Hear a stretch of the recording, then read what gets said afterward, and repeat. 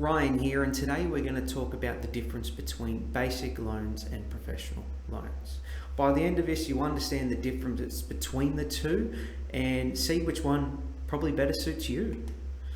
So a basic loan, what is it? So a basic loan typically only has a redraw facility attached to the variable rate loan.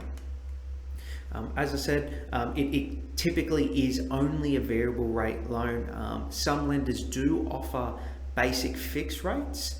However, the vast majority of lenders, if you go on a basic loan, it is just going to be a variable rate loan.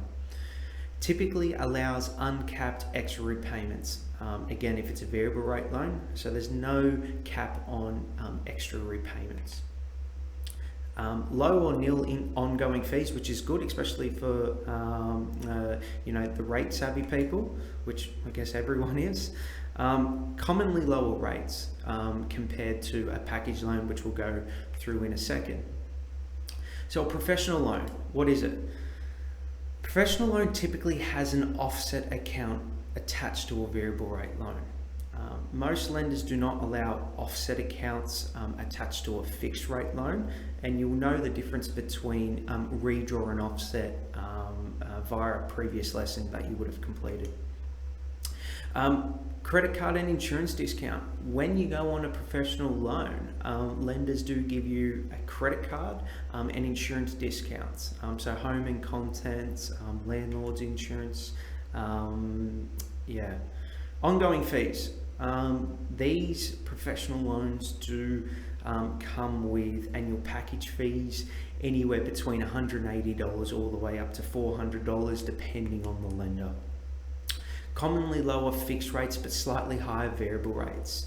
So if you were to go on a fixed rate loan, typically speaking, you will have to go on a professional rate loan.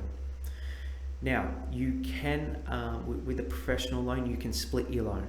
What that means is if you want to go on a variable and fixed, i.e., you want to split the two and have the best of a fixed rate and the best of a variable rate, a professional loan does allow you to do it. Allows uncapped extra repayments on a variable rate loan. So there's no caps on like the basic loan.